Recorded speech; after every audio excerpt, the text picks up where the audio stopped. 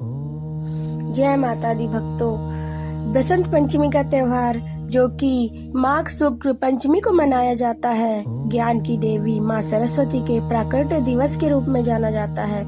इस कथा के अनुसार सृष्टि की रचयिता ब्रह्मा जी ने जीवों की रचना के बाद हर ओर मौन और शांति देखकर अपने कमंडल से जल छिड़का, जिससे वीणा धारण किए माँ सरस्वती प्रकट हुई और उन्होंने वीणा बजाकर सृष्टि को वाणी और स्वर प्रदान किया। इसीलिए उन्हें वाग देवी भी कहा जाता है। पौराणिक कथा के अनुसार भगवान ब्रह्मा जी ने संसार की रचना की, लेकिन वे सृष्टि से बहुत संतुष्ट नहीं थे, क्योंकि हर जगह शांति और नीरवता व्याप्त थी। कोई भी जीव एक दूसरे से संवाद नहीं कर पा रहा था। इस मूक सृष्टि को देखकर ब्रह्मा जी ने विष्णु और शिव का स्मरण किया और अपने कमंडल से जल निकालकर पृथ्वी पर छिड़का। उस जल से एक अद्भुत दिव्य ज्योति पुंज प्रकट हुआ, जो एक सुंदर देवी के रूप में परिवर्तित हुआ। उनके एक हाथ में वीणा, दूसरे हाथ में पुस्तक, तीसरे हाथ में माला, चौथे हाथ आशीर्वाद मुद्रा में था। ब्रह्मा जी ने देवी से वीणा बजाकर संसार को आवाज देने की विनती की। जैसे ही माँ सरस्वती ने वीणा बजाई, ब्रह्मांड के सभी जीवों को वाणी मिल गई। वाणी के साथ ही विश्व को ज्ञान और विद्या की भी प्राप्ति हुई। इसी घटना के कारण इस दिन को माँ सरस्वती के जन्म दिवस के रूप में मनाया जाता है और सरस्वती जी की पूजा की जाती है। बसंत पंचमी के लिए और भी अन्य कथाएं भी प्रचलित है।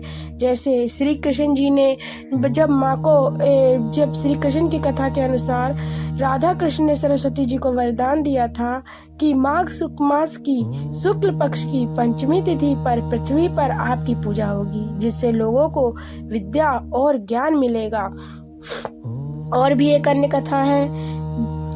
पौराणिक कथाओं में यह भी कहा गया है कि शिव जी द्वारा भस्म किए गए कामदेव को रति की 40 दिनों की तपस्या के बाद इसी दिन पुनर्जीवन मिला था। एक अन्य कथा के अनुसार त्रेता युग में बसंत पंचमी के दिन ही भगवान राम माता सबरी की कुटिया में पधारे थे और उनके जूठे बेर खाए थे। वैसे तो अन्य कथाएं प्रचलित है, परंतु इस दिन बसंत पंचमी के दिन माता सरस्वती की पूजा अर्चना बहुत ही धूमधाम से की जाती है। पूरे भारत देश में बहुत ही धूमधाम से ये पर्व मनाया जाता है। अन्य कई देशों में भी ये पर्व बड़ी धूमधाम से मनाया जाता है, जैसे कि बांग्लादेश, नेपाल आदि में भी यह पर्व बड़ी धूमधाम से मनाया जाता है। इस दिन प्रथा है कि माँ का बहुत ही विधिवत पूजन किया जाता है। जैसे कि आप घर में माता की मूर्ति लाइए, उनको पंडित द्वारा, या आप पंडित नहीं बुला सकते तो आप घर पर भी विधिवत इसकी पूजा कर सकते हैं।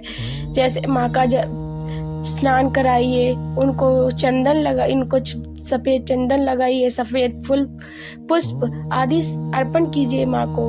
उसके बाद माँ को सफेद मिठाई का भोग लगाइए। उसके बाद माँ की अच्छी विधिवत पूजा कीजिए, धूप जलाइए, दीपक जलाइए। और अगर आप इससे भी ज्यादा कर सकते हैं तो माँ के लिए अच्छे से वस्त्र और उनके श्रृंगार की सामान अर्पण कीजिए। इस दिन मान्यता है कि माता को श्रृंगार अर्पण किया जाता है। माता देवी पार्वती को इस दिन श्रृंगार और वस्त्र अर्पण करे जाते हैं तथा सुहाग लिया जाता है। हर सुहागन औरतें इस दिन सुहाग लेती हैं और माता की बड़ी ही भक्ति भाव से पूजा करती हैं। अन्य कई देशों में जैसे बिहार आदि राज्यों में माता की पूजा बड़ी ही धूमधाम से की जाती है। ढोल नगाड़े खूब बजाकर माता का भजन कीर्तन किया जाता है, रात्रि जागरण किया जाता है और माता को फल आदि अर्पण किए जाते हैं। माता को वस्त्र और अन्य प्रकार के सभी गहने आदि अर्पण किए जाते हैं। माता को श्रृंगार चढ़ाया जाता है। आपकी जैसे आपका मन हो आप वैसे पूजा कर सकते हैं। इसमें सिर्फ मन में श्रद्धा होनी ही बहुत जरूरी है। श्रद्धा से भी आप जितना हो सके उतना माँ को अर्पण कर सकते हैं और माँ की विधिवत भी पूजा कर सकते हैं। ये आप पर निर्भर है, आप किस प्रकार से माँ का पूजन, कीर्तन, भजन आदि करना चाहते हैं। माँ को जो भी, वैसे आज के दिन ये भी मान्यता है कि जो बच्चा जो पढ़ने में तेज नहीं है उसको भी आज के दिन पंडित द्वारा विधिवत मंत्र जप से जल पिलाया जाता है, जिससे वह बच्चा बहुत ही बुद्धिमान, ज्ञानवान होता है और पढ़ने में बहुत ही तेज हो जाता है। ऐसी भी मान्यता है। इस प्रकार आप चाहें जो जैसी आपकी मान्यता हो, जैसी आपकी इच्छा हो, उस प्रकार से आप माता रानी का पूजन भजन आदि कर सकते हैं। सरस्वती माँ जो कि ज्ञान और विद्या की देवी हैं, उनकी जैसे मन और जैसा भाव हो आप उस प्रकार से माता की पूजा अर्चना कीजिए। जय माता दी।